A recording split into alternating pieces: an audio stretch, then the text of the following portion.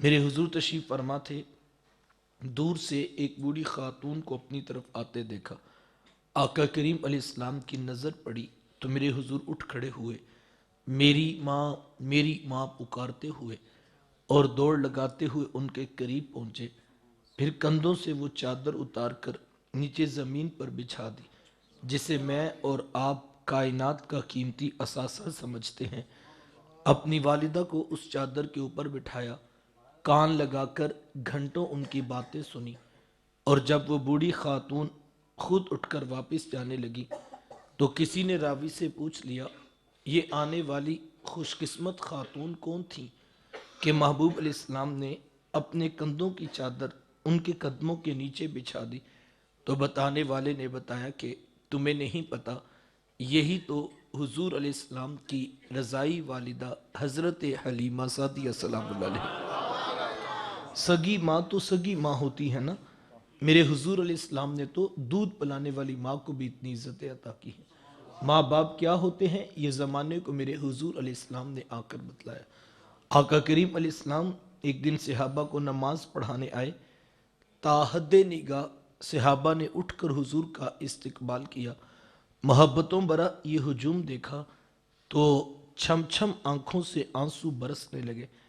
एक ठंडी आह भरी और क्या फरमाया, लौ अदरक्तु वालिदैया औ अहदहुमा, काश आज मेरे माँ बाप भी जिंदा होते या उनमें से कोई एक ही जिंदा होता, फिर मैं लोगों को नमाज इशा पढ़ा रहा होता, उसमें सूरह फातिहा की तिलावत कर रहा होता, फिर मेरी माँ को मेरे साथ कोई काम याद आ जाता, वो दरवाजे पे आती, चिलमन सरकाती, अपने मीठे और प्यार भरे लहजे में फरमाती, इब्नी मोहम्मद, मेरे बेटे मोहम्मद मेरी बात तो सुनो।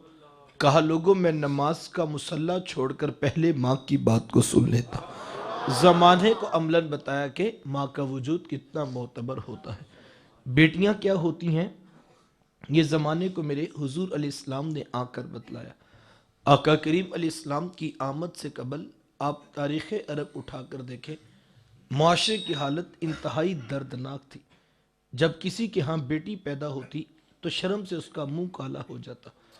इज्जत और आबरू बचाने का एक ही रास्ता होता कि जालिम बाप माँ की ममता भरी गोद से फूल जैसी बेटी छीनता, गड़ा खोद के धक्का देकर ऊपर मिट्टी डाल देता। अगर कोई बाप इतना जालिम था, इतना सफाक था, तो वो इस काबिल था कि वो माशरे में सर उठाकर जी सकता है, और अगर किसी के हाथों में इतनी सकत नहीं थी तो वो इस काबिल नहीं था कि माशरे में सर उठाकर जी सके। ये अरब मुआशरा है जिसको कुरान मजीद फुरकान हमीद ने भी बयान किया है। वो अमलन बेटियों को ज़बा किया करते थे और बहनों को जिंदा दरगोर कर दिया करते थे। जिस दौर में बेटी ज़बा की जा रही थी, जिस दौर में बहन जिंदा दरगोर कर दी जाती थी, मेरे हुजूर उस दौर में कलीमा हक बुलंद किया और हुजूर क्या फरमाया, लोगों सुन लो, फातिमा तो बुदअतु मिन्नी, मेरी फातिमा तो मेरे जिगर का भी टुकड़ा है। ये कलिमा मोहब्बत भी है, ये कलिमा जिहाद भी है। आज मैं और आप अपनी बेटी या बहन के लिए कोई प्यार भरी बात कहें तो ये बहुत बड़ी बात नहीं। आज इस माशरे में बेटी की इज्जत है, आज इस माशरे में बहन का विकार है। यूं ही तो नहीं बूढ़ा बाप झुकी हुई कमर पे बोरियां लात लात के मजदूरी कर रहा है कि मैंने अपनी बेटी को इज्जत के साथ रुखसत करना है। जवान साल भाई फैक्ट्री में ओवर टाइम लगा रहे हैं कि हमने बहनों को इज्जत के साथ बयाना है। यार ये बाप तो ज़बा करता था, ये भाई तो जिंदा दरगोर कर देता था, इनके सीने में इतना कूट कूट कर प्यार किसने भर दिया? जवाब एक ही मिलेगा, ये फैज़ है आमीना के लाल का, ये फैज़ है मिलाद वाले आका का, जिन्होंने कटती बेटियों को इज्जत और ज़बा होती हुई बहनों को जिंदगी की बहारें अता फरमाई हैं। मेरे हुजूर अलैहिस्सलाम एक दिन घर तशरीफ लाए तो उम्मुल मोमिनीन हज़रत आयशा सिद्दीक़ा रदी अल्लाह तआला अन्हा अर्ज़ करती हैं कि हुजूर आज बड़ा अजीब वाक़या हुआ। हुजूर मैं आयशा आज क्या हुआ?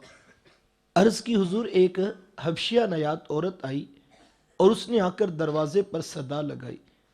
मैंने घर में तलाश किया कि कोई चीज़ मिल जाए तो मैं साइल को सदका कर दूं। नबी की चौखट है और साइल खाली ना जाए। हुजूर तलाशे बिस्यार के बाद मुझे सिर्फ एक खजूर मिली और मैंने उसको वही सदका कर दिया। हुजूर उसने उस खजूर के दो टुकड़े किए, एक दाएं जाने वाली बेटी को खिला दिया और एक बाएं जाने वाली बेटी को खिला दिया। हुजूर माँ खुद भूखी थी, उसका भी पेट कमर से लगा हुआ था, लेकिन उसने खुद कुछ नहीं खाया और सब कुछ अपनी बेटियों को ही खिला दिया। ये कहते कहते उम्मुल मोमिनीन आप दीदा हो गई, आंखों में आंसू आ गए।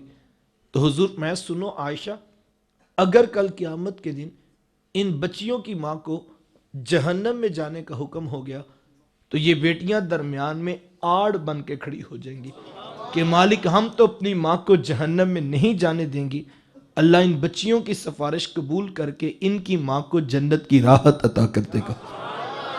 कहाँ बेटियां बाइस शर्म व नंगवार समझी जाती थी और कहाँ बेटियां ही दुखूले जन्नत का भी सबब करार पाई। खुद फरमाया जिसको अल्लाह ने दो बेटियां या दो बहनें अता की, फिर उसकी उनकी परवरिश की, उनकी तरबियत की, यहाँ तक कि उनका निकाह कर दिया और फिर पीछे से भी उसने खैर खबर रखी, तो मेरे हुजूर मत इतना खुशकिस्मत शख्स है, कल क़यामत के दिन मेरे इतने करीब होगा जितनी ये दो उंगलियां आपस में करीब है। ये एजाज़ ये तकरीम किसको मिलेगी? जिसने बेटियों से वफा की होगी। मैं जानता हूँ इस दौर के अंदर दो बेटियों का जहेज इकट्ठा करना आसान काम नहीं है। दो बहनों की तैयारी करते करते जवान भाई की अपनी जवानी भी ढलकने लगती है और बेटियों का जहेज जमा करते करते बूढ़ा बाप बिस्तर पर बीमार होकर लग जाता है। बड़ा मुश्किल काम है, एक तरफ महंगाई और दूसरी तरफ लड़के वालों की तरफ से जहेज लिस्ट की बढ़ती हुई डिमांड, बूढ़े बाप की रातों की नींद उचाट है और जवां भाई दिन रात बहनों का ही सोचता है। ये बड़ा कठिन काम है, ये बड़ा मुश्किल काम है। मैं मानता हूं इस बात को, मैं जानता हूं इस बात को, लेकिन मैं फिर भी कहूंगा बहनों को बोझ ना समझना, बेटियों को मुसीबत ना ख्याल करना। अगर तुमने उनसे मोहब्बत की वफा की, अगर तुमने उनके सरों पे शफकत के हाथ रखे, अगर तुमने उनके लिए हमेशा मोहब्बत के बाजू फैलाए रखे, तो ये इतना बाबरकत अमल है यार कि कल इस एक अमल की वजह से महशर के मैदान में तुम्हें उंगली से पकड़कर महबूब के साथ खड़ा कर दिया जाएगा। क्यों? इसलिए कि तुमने बेटियों से वफा की थी, इसलिए कि तुमने बहनों से मोहब्बत निभाई थी। ये इतनी बाबरकत हैं कि कल इनकी वजह से जब महबूब का कुरब भी नसीब होगा। बहनें क्या होती हैं ये ज़माने को मेरे हुजूर अलैहिस्सलाम ने आकर बतलाया। आका करीम अलैहिस्सलाम की ना कोई सकी बहन थी, ना कोई सका भाई। मेरे हुजूर दुर्रे यतीम हैं, लेकिन जब रज़ात का शर्फ अता करते हुए मेरे हुजूर अलैहिस्सलाम हज़रत हलीमा सादिया सलामुल्लाह अलैहा के यहाँ तशरीफ़ ले गए, तो आप जानते हैं कि उनकी एक बेटी थी जिनका नाम शीमा बताया जाता है। वो रिश्ते में हुजूर अलैहिस्सलाम की रज़ाई बहन लगती थी। कबीला बनु साद के रवाज के मुताबिक शाम को जब माएँ खाना पकाने लगती तो बहनें अपने भाई गोद में उठाकर बाहर खुले मैदान में ले आती। हर बहन की गोद में उसका भाई होता और वो अपने भाई के हुस्न के कसीदे पढ़ रही होती। अगर किसी के भाई का रंग काला होता तो वो कहती रंग काला है तो क्या हुआ, मेरे भाई के नकूश देखो कितने खूबसूरत है, इसकी उठी हुई नाक, इसकी झील जैसी खूबसूरत आंखें तो देखो कितनी प्यारी हैं। तो वो नकूश को मयारे हुस्न करार देती। और अगर किसी के भाई का रंग गोरा चिट्टा होता तो वो कहती रंग नहीं तो कुछ नहीं, हुस्न तो होते ही सारा रंगत में है, मेरे भाई का रंग देखो कितना गोरा चिट्टा है।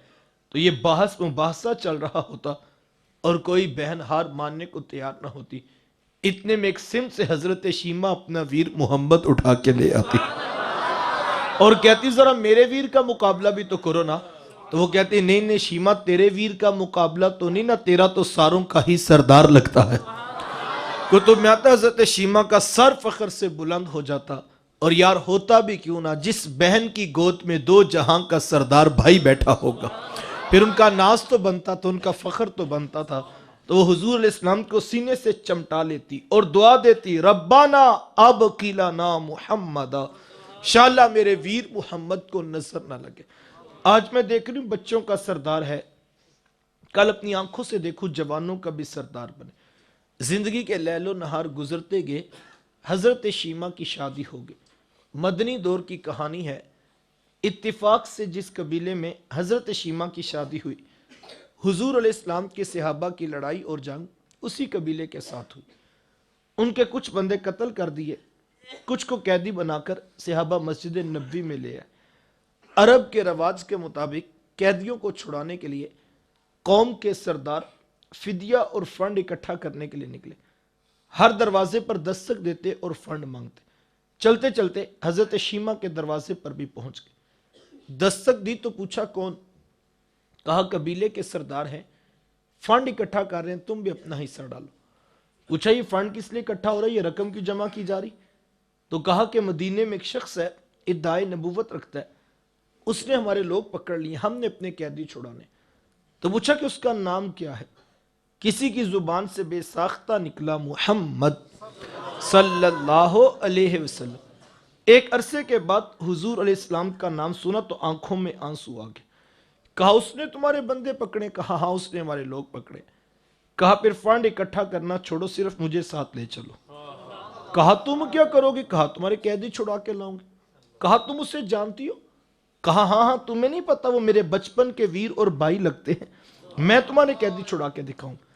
हजरत शीमा कबीले के सरदारों को साथ लिया और हुजूर अलैहिस्सलाम के खैमा नूरी की तरफ सफर शुरू किया। ये वो वक्त था जब अदब की आयात नाजिल हो चुकी थी।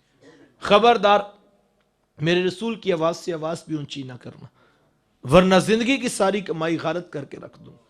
सहाबा नंगी तलवारों से दरे हबीब पे पहरा दे रहे थे।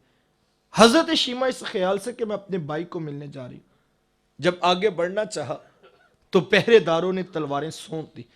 रुक जा देहाती औरत, जानती नहीं आगे कूचाए रसूल है, आगे तो बगैर इजाजत जिब्रील नहीं जा सकते, तू कौन है? रिवायत में आता है जब रास्ता रोक दिया गया, तलवारें सौंप दी गई, तो हजरत शीमा ने यूं हाथ से तलवार को झटक के कहा खल्लू सबीली वालमू आना उख्तु नबीयिकुम। कहा मेरी राहें छोड़ दो, जानते नहीं मैं तुम्हारे नबी की बाजी और बहन लगती हूं। यह आवाज कानों में पड़ी तो सहाबा की आंखों पर भी पलकों की चिलमने आ गई। निगाहें नीची कर ली, तलवारें पीछे हटा ली। हजरत शीमा पूरे प्रोटोकॉल से हुजूर अलैहिस्सलाम के खैमा नूरी में दाखिल हुई। मेरे हुजूर जब दूर से बहन को आते देखा, हुजूर उठकर इस्तकबाल किया, मरहबा खुशामदीद पेश करते हुए फरमाया मेरी बहन आज किधर को आना हुआ? अर्ज की हुजूर आपके बंदों ने हमारे कुछ लोग पकड़ लिए हैं, मैं उन कैदियों को छुड़ाने के लिए आई हूं। सुनो भाइयों, अल्लाह के रसूल ने क्या इरशाद फरमाया? हुजूर मैं मेरी बहन, तूने आने की जहमत क्यों गवारा की? तू घर बैठे भी पैगाम भेज देती, मैं मोहम्मद तेरे कहने पे ही सारों को छोड़ देता। जमाने को अमलन बताया कि दरवाजे पर बहन का आना कितना मोतबर होता है। फिर चंद जोड़े, कुछ घोड़े, बहुत सारा साजो सामान जमा किया और मेरे हुजूर खुद बहन को रुखसत करने के लिए दरवाजे तक तशरीफ ले आए। सहाबा निगाहें नीची की, महबूब अलैहिस्सलाम के अदब में खड़े थे कि हुजूर मैं सहाबा मैं जब भी कैदी छोड़ता हूं पहले तुमसे मुशावरत किया करता हूं। आज पहला मौका है, मैं कैदी भी छोड़ रहा हूं और मैंने मशवरा भी नहीं किया है। अर्ज की ए बंदा नवाज, आप मालिक कुल कायनात हैं, आप जो चाहें करें। हम कौन होते हैं भला दरमियान में मशवरा देने वाले? लेकिन हुजूर जी इतना तो बताइए, आज कौन सी खास बात थी कि आपने मशवरा करना भी ज़रूरी नहीं समझा? हुजूर मैं सहाबा, आज मेरे दरवाजे पर मेरी बहन आ गई थी और जब बहनें दरवाजे पे आ जाएं, अल्लाह का रसूल उन्हें खाली नहीं मोड़ा करता। ज़माने को अमलन बताया कि बहन का रिश्ता कितना मोतबर होता है। जब बेटी ज़बह कर दी जाती थी, जब माँ बाज़ारों में बेच दी जाती थी, जब बहन जिंदा दरगोर कर दी जाती, उस दौर में बीवी की क्या हैसियत होगी? जबकि आज के इस तहजीब याफ्ता दौर में भी कुछ लोग बीवी को पाँव का जूता ख्याल करते हैं। ये ज़माना जाहलियत की बातें हैं। आका करीम अलैहिस्सलाम ने अज़वाजे मुतहरात के साथ जो हुस्न सलूक की दास्तान रकम की हैं, ज़माना उनकी मिसाल नहीं ला सकता है। किसी को मेरे हुजूर उमेरा कह के पुकारते हैं, किसी के लिए बकरी का बच्चा ज़बह करते हैं और गोश्त के मुख्तलिफ टुकड़े उनकी सहेलियों के यहाँ बेचते हैं। हुजूर कसरत के साथ हज़रत खदीजतुल कुबरा रदी अल्लाह तआला अन्हा का जिक्र किया करते हैं। सैयदा आयशा सिद्दीक़ा रदी अल्लाह तआला अन्हा अर्ज़ करती हैं कि मेरा जो उनसे रिश्ता था, एक दिन मेरी ज़ुबान से बेसाख्ता निकल गया कि हुजूर अल्लाह ने आपको बेहतर अज़वाज अता कर दी है और आप अभी तक उस बूढ़ी औरत को नहीं भूले। फिर हुजूर के चेहरे पर जलाल आ गया और हुजूर मैं ए आयशा मुझे खदीजा के बारे तकलीफ ना देना। जब पूरे मक्के ने मेरा इनकार किया था, एक खदीजा थी जिसने मेरा इकरार किया था। कहा मैं उसे कैसे बुला सकता हूँ जब जमाना मेरी मुखालफत करता था, लेकिन खदीजा मेरे से मोहब्बत की दावेदार थी। फरमाते फिर मैंने हमेशा मोहब्बतों का ही इजहार किया और यही हजरत खदीजातुल कुबरा रदियल्लाहु तआला अन्हा है। जब उनका वक्त आखिर करीब आया तो सैयदा फातिमा तो ज़हरा रदियल्लाहु तआला अन्हा को भेजा और कहा बेटा जाओ जाकर हुजूर अलैहिस्सलाम से चादर रहमत मांग लो। सैयदा हाजिर खिदमत हुई और आकर अर्ज की मेरी वालिदा चादर मांग रही हैं। आका करीम अलैहिस्सलाम ने चादर भी उतार कर पेश कर दी और साथ फरमाया बेटा अपनी माँ से पूछो ये चादर क्या करनी है। ये कहते कहते मेरे हुजूर भी साथ तशरीफ ले आए और हुजूर मैं कि खदीजा तूने चादर क्या करनी है। अर्ज की हुजूर मुझे जो बुखार है लगता यूं है जानलेवा साबित होगा। मेरी आरजू ये है कि मुझे कफन आपकी चादर रहमत में अता किया जाए। ये हुजूर अलैहिस्सलाम की सीरत का कितना बड़ा रेफरेंस है यार, कि बीवी आरजू कर रही हैं अगर मुझे शोहर की चादर में कफन मिल जाए तो ये रब के हुजूर मेरी बख्शिश की जमानत होगी। आका करीम अलैहिस्सलाम ने चादर भी उतार कर पेश कर दी और साथ तारीख साज जुमला इरशाद फरमाया, फरमाया खदीजा तूने तो सिर्फ चादर मांगी है, लौ अरती जिल्दी लात है तू की, अगर तू मुझ मोहम्मद की जिलत भी मांगती मैं वो भी उतार के पेश कर देता। रिश्तों का तकद्दुस जमाने को मेरे हुजूर अलैहिस्सलाम ने आकर सिखलाया। भाई क्या होते हैं ये जमाने को मेरे महबूब अलैहिस्सलाम ने आकर बतलाया। आका करीम अलैहिस्सलाम तशरीफ फरमाते कि एक नौजवान हाजिर खिदमत हुआ, आकर अर्ज करता है हुजूर मैं कमाता हूं और मेरा भाई कमाता नहीं है, रहते इकट्ठे हैं, अखराजात साझे हैं, तो मेरी कमाई भी उसकी तरफ चली जाती। इस तरह एक कमाने वाले भाई ने ना कमाने वाले की शिकायत अल्लाह के रसूल की बारगाह में पेश की। आज घर घर का यही दुखड़ा है, जो ज्यादा कमाता है वो दूसरों को खातिर में नहीं लाता। बड़ा भाई छोटों के लिए बेपनाह मोहब्बत के जज्बात रखता हो, लेकिन उसकी आमदन थोड़ी हो तो छोटे ताना देते हैं कि तूने बाप के बाद कौन सी जागीर है जो हमारे लिए बचा के रखी। आज कहा जाता है तू कहता है तेरी इज्जत कोई नहीं करता, तेरी इज्जत किस बात पे करे। आज कहा जाता है तेरे बच्चों की फीसें तो हम भरते हैं, घर के खर्चात तो हम चला रहे, तेरी इज्जत किस बात पे करे। आज जिस भाई के पास दौलत ज्यादा ना हो, सगे भाई उसकी इज्जत करने के भी रवादार रहे। और अब तो हालत ये अगर कोई भाई बेचारा गरीब हो उसका भाइयों के लिस्ट में तारुफ भी नहीं करवाया जाता कि क्या बताएं ये मजदूर भी हमारा भाई, हम तो नहीं बताते। इससे हमारे स्टेटस में फर्क पड़ता है। हाँ कोई एमपीए हो, कोई एमएनए हो, कोई चेयरमैन हो, वो तीसरे खानदान का भी हो ना तो हम खींच के अपने खाते में डाल लेते हैं ताकि पता लगे हम शुरू से ही उमरा के खानदान से ताल्लुक रखते हैं। लेकिन मेरे हुजूर इस्लाम की तालीमात क्या है। साहिल पूछता है मैं कमाता हूं वो कमाता नहीं है, रहते इकट्ठे अखराजात साझे तो कमाई उधर चली जाती है। तो हुजूर मैं हो सकता है अल्लाह तुझे रिज़्क तेरे उस भाई की वजह से दे रहा हो जो कमाता नहीं है। कितनी बड़ी बात है यार, ये तो कर्म हो गया साहिब कि उसने तेरा हाथ देने वाला बनाया, लेने वाला नहीं बनाया। अगर तेरा हाथ लेने वाला बना देते तू क्या कर सकता था। तू भी तो सी मां का बेटा, तू भी तो सी बाप की औलाद है। तेरी रगों में कोई अलग से सुर्ख रंग का खून तो नहीं दौड़ता, तेरे दिमाग में अलग से सोचों के सोते तो नहीं फूटते। तुझे अपनी डिग्रियों पे नाज है, तेरे से बड़ी बड़ी डिग्रियों वाले लोगों के आगे खाक छानते फिरते हैं। ये महज उसका करम था साहिब कि उसने तेरा हाथ देने वाला बना दिया। सारी बरादरी पूरा खानदान 30-30 साल से कारोबार करने वाले नीचे रह गए। तेरा सितारा ओजे सुरैया की बुलंदियों को छूने लगा। तुझे ऊंचा इसलिए तो नहीं किया था कि तू एमपीए एमएनए वजीरों अमीरों के यहाँ दावतें उड़ाता फिरे। तुझे तो ऊंचा इसलिए किया था कि तू पलट के फिर नीचे देखता और जो बहन भाई नीचे रह गए थे अब उनको खड़ा करने का सोचता। वो किसी दानिश्वर ने किसी करोड़पति का इंटरव्यू लिया तो पूछा जनाब आप करोड़पति कैसे बने। आज हर शख्स चाहता मैं भी रातों रात अमीर हो जाऊं, मैं भी करोड़पति बन जाऊं। तो पूछा जनाब आप करोड़पति कैसे बने। तो उसने मुस्कुरा के कहा मैंने अपने नीचे वालों को लाखपति बना दिया, कुदरत ने मुझे करोड़पति बना दिया। जो नीचे वालों के बारे में सोचता है अल्लाह उसको रिज़्क की फरावानियां अता करता है। साहिबो ये वो मोहब्बतों का दर्स है, ये वो उल्फतों का पैगाम है, ये वो जोड़ने की तालीमात हैं जो लेकर मेरे हुजूर इस कायनात में जलवा फिरास हुए। लेकिन आज हम इन चीज़ों से बहुत दूर जा चुके हैं आज घर घर के अंदर एक आग जल रही है, और दुख और अलमिया इस बात का भी है कि कोई अभी तक इस आग को बुझाने का नहीं सोच रहा, बल्कि अभी तक तो जलती हुई आग में आग ही डाली जा रही है। खुदारा खुदारा खुदारा, अपनी औलादों को रिश्तों का तकद्दुस सिखाओ, उन्हें बताओ बेटों की भाइयों की मोहब्बत भी जिंदगी है, उन्हें बताओ बहनों का प्यार भी जिंदगी है। हमारे यहाँ फलसफा ये दिया जाता, पुत्र दुनिया में दौलत ही सारा कुछ होती है, ये सबक ना उनको पढ़ाओ। ये दुनिया बड़ा कुछ पढ़ा लेगी, इस तरह का सारा फलसफा दुनिया, तुम नहीं भी बताओगे तो दुनिया बता लेगी पैसा क्या कुछ होता है। ये ना बताओ पुत्र सारा कुछ पैसा ही होता है, बहुत कुछ पैसा होता होगा, चलो मैं ये मानता हूं, लेकिन सब कुछ पैसा नहीं होता साहिब। बहुत कुछ होता होगा लेकिन सब कुछ नहीं होता।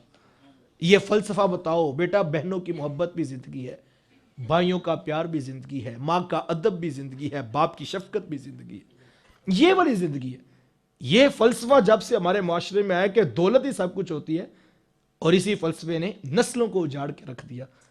और मैं आपसे साथ, आप ये जो सब पढ़ाया जाता है, मैं सादा सा सवाल करता हूं, अगर सब कुछ पैसा होता है तो मेरा सादा सा सवाल है कि अगर आपकी औलाद लाखों से कारोबार को उठा के करोड़ों अरबों तक पहुंचा दे, लेकिन ना उसको बाप से बात करने की तमीज हो, ना उसको मां की खबर हो, तो क्या आपको ऐसी औलाद चाहिए?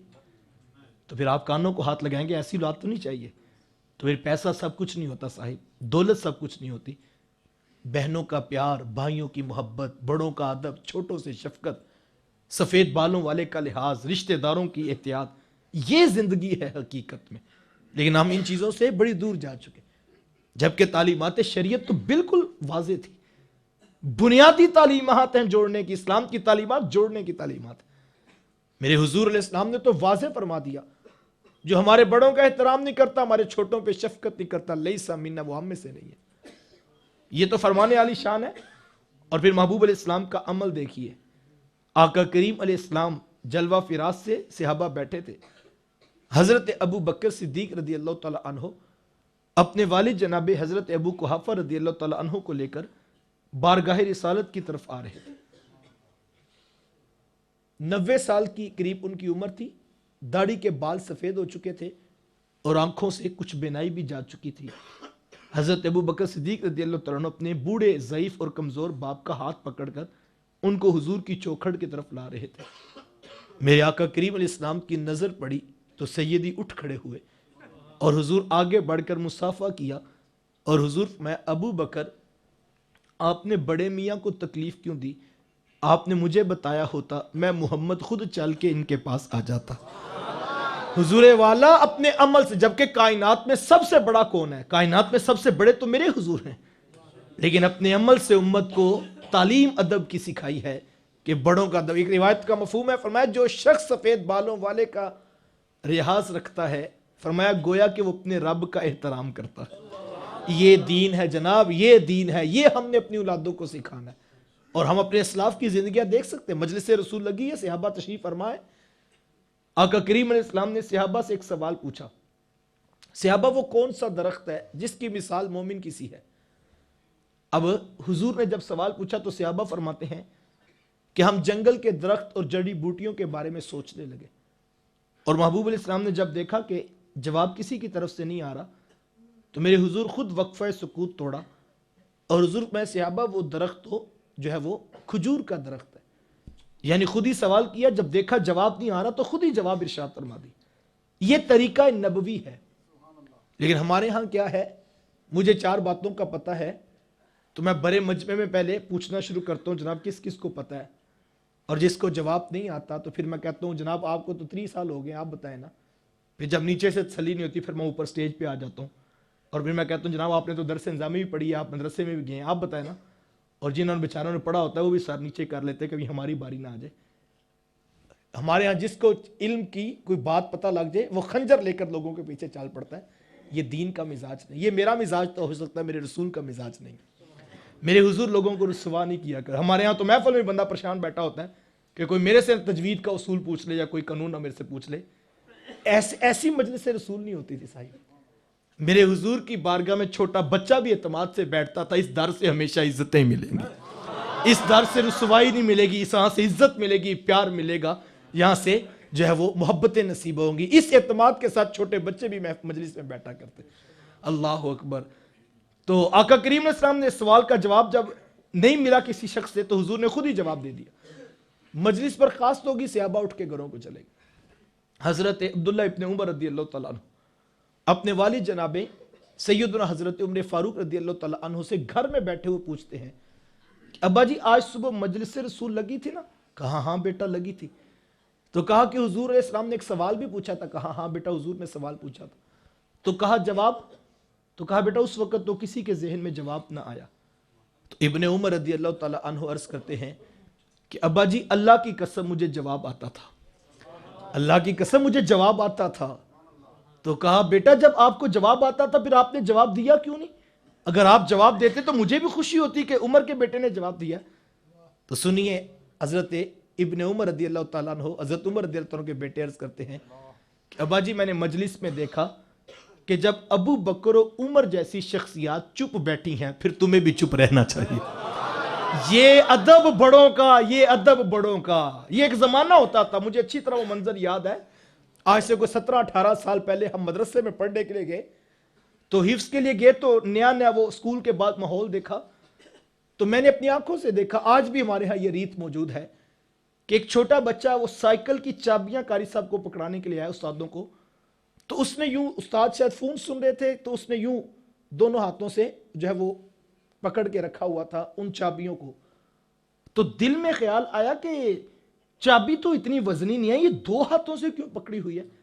तो जब शऊर की आंख खुली तो फिर पता लगा मियां वजन चाबियों का नहीं होता, वजन चाबियों वाले का होता है। ये आम चाबियां तो नहीं है ना, ये तो उस्ताज़ुल मुकर्रम की चाबियां हैं। ये अदब जो है ये सुफ़ा के चबूतरे का फैज है। ये कॉलेज यूनिवर्सिटी में तुम्हें नहीं आएगा। हम वहां भी गए, हमने वहां भी देखा। हम छोटे थे तो हम स्कूल में जाते, तो उस्ताद कमरे में दाखिल होते तो हम कुर्सियों से उठ के उनका इस्तकबाल करते। जब हम कॉलेज में पहुंचे तो जिस दिन पहले दिन उस्ताद आए तो हम उठ के खड़े हुए, तो 2-4 लोग खड़े हुए, बाकी बैठे हुए थे। तो जो खड़े हुए वो सोच रहे थे ये क्या हुआ कि कोई भी नहीं खड़ा हुआ। तो फिर हमें पता लगा भी अब हम बड़े हो गए, अब कोई नहीं उठना। तो ये फर्क है साहिब। दीन अदब सिखाता है, दीन मोहब्बत सिखाता है, दीन प्यार सिखाता है। हमारे यहाँ आज भी मदरसों में ये रीत है। मुझे अच्छी तरह याद है कि वो 12:30 छुट्टी हुई तो उस्तादों को उठाने की ड्यूटी होती थी कि 2 बजे जमात है तो किसी ने 1:30 बजे आके उठाना है। तो एक दिन मेरी ड्यूटी थी, मैं नया नया भी गया था। तो मुझे जो पुराने शागिर्द थे वो कहने लगे आपको पता कैसे उठाना है? तो मैंने कहा कि वैसे ही उठाना जैसे सारों को उठाते हैं। वो कहते नहीं मैं तुम्हें बताता हूँ। तो फिर एक लड़का लेटा, तो वो कहने लगा जब उस्तादों के पास जाना ना तो दाएं पांव का घुटना पकड़ना, उस्ताद खुद ही उठ जाएंगे। कैसा अदब है यार, ये दीन है साहिब। जब इतना अदब हो ना, फिर हो ही नहीं सकता कि बेटा जो है वो नबियों के इमाम के बारे में कोई मैला ख्याल भी दिल में लाए। चूंकि ये बात यहां से शुरू होती है, जब सीधा ऐसे हाथ आता है ना तो साहिब फिर वो अदब टूट जाते हैं। ज़ाब्ते मोहब्बत, वो क्या कहा था, अदब पहला करीना है मोहब्बत के करीनों में। ये सिखाओ अपनी औलादों को, ये असल कमाई है। अल्लाह ये। और मैं, हमारे दोस्त हैं तो वो हांगकांग पे चले गए, तो जब वो वहां यहां आए ना तो वो दुकानदार को पैसे पकड़ाते तो यूं 2 हाथों से पकड़ाते। तो अजीब सा लगता था। तो मैंने पूछा कि 2 हाथों से क्यों पकड़ाते हो? तो वो कहने लगे ये वहां के आदाब हैं। मैंने कहा ये तो हांगकांग से लेकर आया, हमें नाज है हम गुंबद खजरा के मकीन के कदमों से लेकर आए। हुजूर ने ये अदाब दीन के सिखाए हैं और आका करीम अलैहिस्सलाम ने अदब सिखाया और सहाबा ने अपनी औलादों को यही सिखाया था। अल्लाह अकबर। बात मुकम्मल करूं, मौजू बिखर ना जाए। सहाबी का नाम है हजरत अब्दुल्ला इब्न अब्बास रदी अल्लाह तआला अन्हु। ये छोटे बच्चे थे, आका करीम अलैहिस्सलाम के घर तशरीफ ले गए और मेरे हुजूर नमाज अदा फरमा रहे थे। इन्होंने मौका गनीमत जाना तो नीयत बांध के हुजूर के पीछे खड़े हो गए। दौरान नमाज महबूब अलैहिस्सलाम ने हाथ से पकड़कर उनको अपने साथ खड़ा कर लिया। ये फिर पांव घसीटते हुए पीछे खड़े हो गए।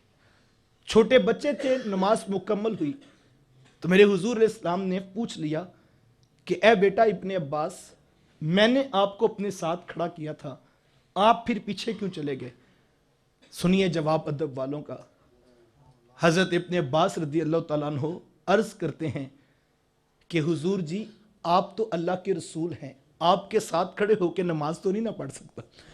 घर से माँ बाप ने समझा के नहीं भेजा था कि बेटा आप जाओ, हुजूर नमाज पढ़ रहे हो, हुजूर आपको साथ खड़ा करें, तो आपने साथ नहीं खड़े होना। ये समझा के तो नहीं भेजा था। दौराने नमाज नन्ही उम्र में ये फैसला कैसे हो गया? दौराने नमाज नन्ही उम्र में ये फैसला कैसे हो गया भाई? क्योंकि इब्ने अब्बास जानते थे कि ये तो वो हैं कि हमारे माँ बाप इनके वुजू का पानी जमीन पे नहीं गिरने देते, तो फिर इनके साथ खड़े होकर नमाज भी नहीं पढ़ी जाएगी। अदब यही है, अदब मोहब्बत सिखाता है साहिब। अदब पहला करीना है मोहब्बत के करीनों में।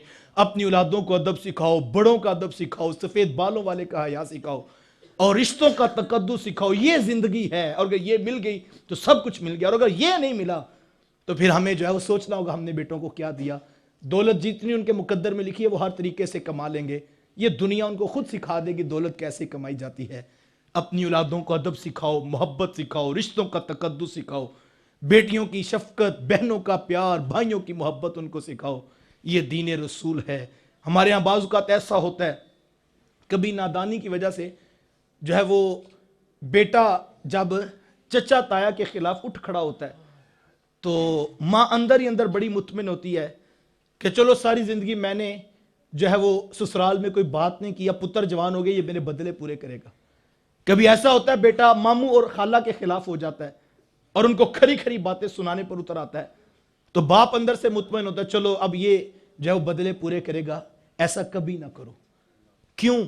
इसलिए कि ये याद रखना, अगर आज तुम इस बात पे मुतमिन हो और तुम इस बात पे थपकी देते हो, हमारे यहां फखरी अंदाज में कहा जाता है मिला था फलां बैठक में, जब बेटे ने खरी खरी चार बातें सुनाई ना, फिर खड़ा नहीं हुआ, फिर उठ के चला गया था। हम इसको फखर समझते हैं कि हमारा बेटा किसी का गिरेबान पकड़ ले या किसी को खरी खरी बातें सुना के रुसवा कर दे, वो ताया हो, वो चचा हो, वो मामू हो, वो खाला हो। हम बाज का बड़े नादानी के अंदर मुतमिन होते हैं। तो डरो उस वक़्त से, अगर आज तुम इस बात पे मुतमिन हो तो डरो उस वक़्त से कल को वो तुम्हारा गिरेबान भी कहीं ना पकड़ ले, फिर ना कहना ये पता नहीं कहां से सीख रहा है, ये यहीं से उसने सीखा था। क्योंकि जिसके हाथ में तुमने बेदबी का खंजर और बेइज्जती करने वाली तलवार पकड़ ली है, पकड़ा दी है, मत सोचना वो सिर्फ मामू चचा खाला ताया को रुसवा करेगा, वक्त पड़ने पर वो तुम्हारी गर्दन पे भी उछुरी रखेगा। और उस वक्त ना कहना जब से बीवी आई है उसके बाद ये ऐसा हो गया। नहीं साहिब, 25 साल तुम्हारे पास रहा, बीवी तो आज आई है, 25 साल वो तुम्हारी तरबियत में था, तुमने उसको जो सिखाया उसने वही सीखा। और दूसरी तरफ इसके बरअक्स, अगर बेटा चचा के खिलाफ उठ खड़ा हुआ तो बाप ने कहा बेटा मेरी बात सुनो, ये भाइयों का आपस का इख्तलाफ है, मेरी औलाद हो तो जिस तरह अपने बाप का एहतराम करते हो इसी तरह अपने चाचे का भी एहतराम करना है, इसी तरह अपने ताया का भी लिहाज रखना है, इसी तरह मामू और खाला का भी अदब करना है। तो मैं मुबारक देता हूं माँ बाप को जिन्होंने ये सबक अपनी औलादों को पढ़ाया है। क्यों? इसलिए क्या ख्याल है हुजूरे वाला, जो बेटा मामू ताया चचा खाला को रुसवा नहीं होने देता वो माँ बाप को कैसे रुसवा होने देगा? जो इनका भी ख्याल रखता है वो माँ बाप का कितना ख्याल रखेगा? तो अपनी औलादों को अदब सिखाओ, अपनी औलादों को मोहब्बत सिखाओ, अपनी औलादों को रिश्तों का तकद्दुस सिखाओ। बासमीम कल बारगाह रबूबियत में दुआ है अल्लाह ताला मुझे आपको तौफीक आते अमल नसीब फरमाए। व आखिरु दावाया अनिल हम्दुलिल्लाहि रब्बिल आलमीन। वक्त के दामन में गुंजाइश न थी मैं आपके पास बैठता, लेकिन चूंकि धुंध का मौसम है, रात भी मैं 2 घंटे वाला सफ़र 5 घंटे में किया। अगर आप लोग इसी तरह डिसिप्लिन और नज़्म ज़ब्त से बैठें और मुझे रुख्सत इनायत फरमाएं ताकि मैं जो है फजर लाहौर है तो मैं इसलिए आपसे इजाज़त चाहूँगा। अल्लाह आप लोगों का मेरा आना कबूल फरमाए।